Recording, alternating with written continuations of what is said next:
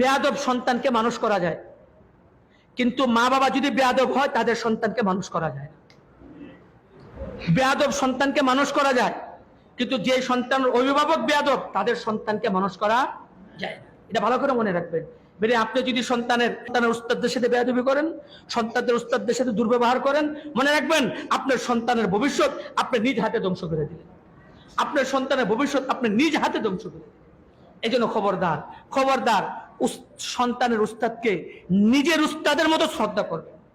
আমরা বলি না আমাদের থেকে ভুল ভ্রান্তি হয় না, হয় আমাদের থেকে ভুল ভ্রান্তি, কিন্তু ভুল ভ্রান্তি হইলে মনে করেন আপনার সন্তানদেরকে কেউ মারলো, আচ্ছা শুনেন, আপনার সন্তানদেরকে আপনার বসে এক সন্তানদেরকে মারলো, একটু মারছে, আপনি মারেন না আপনার সন্তানকে?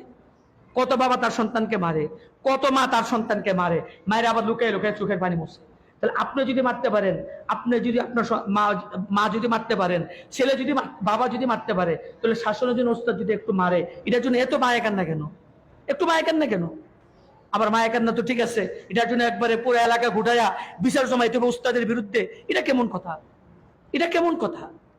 এই জন্য মনে রাখবেন, এই ধরনের সন্তানের, এই ধরনের মা বাবার সন্তান কখনো মানুষ হতে পারে না, কখনো মানুষ হতে পারে না। হ্যাঁ, যদি জিয়াজতি হয় আমাদের পক্ষ থেকে বলা আছে, মোতাবাম সাহেবকে জানাবেন। আমাকে একজনকে জানাইলে যথেষ্ট, সারা দুনিয়া জানার কোনো দরকার নেই। আবার অনেকে আছে আমাদের পুলিশের বই দেখেন পুলিশের বই। ওই দিন তো বাদশাহ সাহেব বলতেছে, আমার এই যে ডালখানাগর ওখানে ওনার একটা মাদ্রাসা আছে, ওই মাদ্রাসাতুল ইহসান নাকি মাদ্রাসা, ওই মাদ্রাসার এক ছাত্র খুব দুষ্টামি করে, পড়াও পারে না, সে নিজেও দুষ্টামি করে, অন্যদেরকেও ক্ষতি করে। এখানে মেনে মনে আমাদের এখানেও আছে যে নিজেও পড়ে না, নিজেও দুষ্টামি করে, আবার অন্যদেরকেও কি করে, নষ্ট করে। তো উস্তাদরা তার বাবাকে ডেকে না বলছে, তার পীরা বলছে যে এর লেখাপড়া হবে না, এর নিয়ে যান। কারণ সে নিজেও ডিস্টার্ব করে, অন্যদেরকেও কি করে, ডিস্টার্ব করে, নিজেও পড়ে, অন্যদেরকে ডিস্টার্ব করে। তার বাবা তাকে হাতে বেয়ে ধরে বলছে, হুজুর না, রাখেন, একটু মারেন কাটেন, আপনার রাখেন। তো উস্তাদরা বলা তুলে আমাদেরকে লিখিত দিতে হবে, আমাদেরকে লিখিত দিতে হবে। এবার লিখিত দিল, মারেন কাটেন যাই করেন, তো আমার ছেলেকে হাফেজ করে আলেম তো লিখিত দিচ্ছে। তো বললেন আমি তো এটা রেখে দিছি আমার ট্যাক্সে, কোন উস্তাদরা দেখাইও নাই। এই ছেলে তো তার অভ্যাসে দুষ্টামি করা, পড়া না পারা, আজকে সে দুষ্টামি করছে, আর উস্তাদরা তাকে পিটাইছে। যখন পিটাইছে, এখন সে বাসাত গেছে কেনা খেতে, বাবা দীক্ষা এখন কালকে গই দিছি, মারতো কাটতো, আজকেই মারছে, কালকে তো কাটবো। এই জন্য বাবা আমি বাসায় গেছি, তো আমি বাসায় গেলাম, বাসায় গিয়ে সেরা আমাকে ফোন দিয়েছে, হুজুর কোথায়? বাসায়। নিচে নামেন, এখন পুলিশ আসতেছে। কি হয়েছে? পুলিশ আসতেছে। তুমি বলে, আমি বললাম যে এক কাজ করুন, তাদেরকে শান্ত করুন, আমার মাথা গরম আসতেছে। আসলাম নিচে, দেখি যে খুব গরম। কি হয়েছে? ও দেখেন হুজুর, কালকে মাত্র আপনাকে লিখে দিয়ে গেলাম যে মারেন কাটেন, ঠিক আছে, আজকে মায়ের শুরু করছে, কালকে তো কাটবো। হ্যাঁ, এখন পুলিশ আসতেছে, আমরা ওস্তাদ ধরে পুলিশ নিয়ে যাবো। উনি বলেন, আমি তো তাকে বুঝাইবার চেষ্টা করলাম যে দেখো, এখানে উস্তাদের কোন, তুমি যে লিখিত দিছো এটা শুধু আমার কাছেই আছে, এটা উস্তাদরা জানে না, আমার দেখছি আছে, কোন উস্তাদরা জানে না। এটা তার নিয়মিত প্রত্যেকদিন দুষ্টামি করে, প্রত্যেকদিন মায়ের কে আজকে সেভাবে মায়ের খেয়েছে।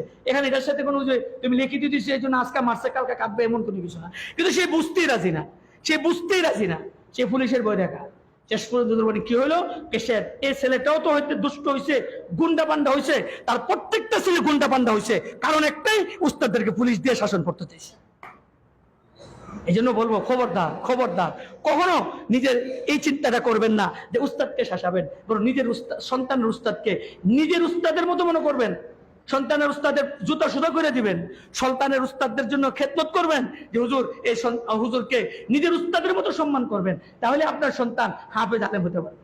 আর উস্তাদদের সাথে বেয়াদবি করবেন, তাকে পুলিশের বই দেখাবেন, আর তাকে সমাজের বই দেখাবেন, তার বিরুদ্ধে বিচার জমাইবেন, আর আশা করবেন আপনার ছেলে আলেম হয়ে যাবে, হাফেজ হয়ে যাবে। কোশ্চিন কারো না, আমি লিখে দিতে পারি, কিয়ামতের আগ পর্যন্ত আলেম হতে পারবে না, হাফেজও হতে পারবে না কিয়ামতের আগ পর্যন্ত। আপনার নসলই হবে না। যে সন্তানের মা বাবা বেয়াদব, তার নসলে হাফেজ আলেম হবে না। আর যে মা বাবা বাদব, উস্তাদদেরকে শ্রদ্ধা করে, আলেমদেরকে শ্রদ্ধা করে, তার সন্তান আলেম না হলেও তার ভবিষ্যৎ প্রজন্মের ভিতরে আলেমের সিলসিলা জারি হবে, আদবের সিলসিলা জারি হবে। আর যদি মা বাবা যদি বেয়াদব হয়, উস্তাদরা এসে ধমকায়, ওই মা বাবার সন্তান জিন্দিগিতে আলেম হতে পারবে না। কি পরিমাণ কষ্ট করে উস্তাদরা, একটু চিন্তা করেন। আপনার বাড়িতে একটা দুইটা বাচ্চা থাকে, এটা দিয়ে আপনি পেরেশান হয়ে যান, আর এখানে 70-80 জন ছাত্র, সবগুলো ছোট ছোট ছোট বয়সের, একটাকে ঠিক করে এলে আরেকটা দিকটা চেওয়া শুরু করে দেয়। এই অবস্থা উস্তাদের মাথা কেন কেন করে অবস্থায় সারাদিন থাকতে থাকতে কখন একটু তাদের থেকে ব্যতিক্রম হয়ে যায়। আমাদের পক্ষ থেকে বলা আছে ছাত্রদেরকে শাসন করবা না, শাসন করতে অতিরঞ্জিত করবা না, পিটাইবা না, বলা আছে, মাদ্রাসার প্রতি কানুন আছে। কিন্তু কখনো কখনো দুর্ঘটনা ঘটে যায়। কিন্তু এটার জন্য মাদ্রাসার নিয়মতান্ত্রিকতা আছে। তো অফিসে এসে জানান মোহতামিম সাহেবকে, দেখেন মোহতামিম সাহেব এটা সংশোধন করে কিনা। কিন্তু তা না জানায়া আপনি কমিটির কাছে বিচার দিবেন, সর্দারের কাছে বিচার দিবেন, পুলিশে জানাইবেন, থানাতে জানাইবেন, জানাইতে পারবেন, কিন্তু মনে রাখেন এর দ্বারা আপনার সন্তান চিরতরে বরবাদ হয়ে গেছে। আল্লাহ আপনাদেরকে বুঝ দান করো, আপনাদেরকে সঠিকটা বুঝার তৌফিক দান করো। কথাগুলি মনের থেকে বলছি, কাউকে হে প্রতিপন্ন করা বা কাউকে কোনো আঘাত করার উদ্দেশ্যে বলি নাই। এ কথাগুলো বলছি মন থেকে, দিল থেকে, যে এত কষ্ট করি ছেলেদের জন্য, এত কষ্ট করি, তারপরে যদি ছেলেগুলো হাফেজ আলেম হইতে না পারে, শুধু মা বাবার বেয়াদবির কারণে কষ্ট হয়। এই জন্য বলবো আল্লাহর রাস্তে মা বাবা বেয়াদব হয়েন না, তাহলে আপনার সন্তান আলেম হবে। আর মা বাবা যদি এরকম বেয়াদব হয়ে যান, মনে রাখেন আপনার সন্তানের ভবিষ্যৎ ধ্বংস। আল্লাহ আপনাদেরকে বুঝার তৌফিক দেখ, আমাকেও বুঝার তৌফিক দান করুন। আল্লাহ তাআলা আমাদের সবাইকে বুঝার তৌফিক দেখ।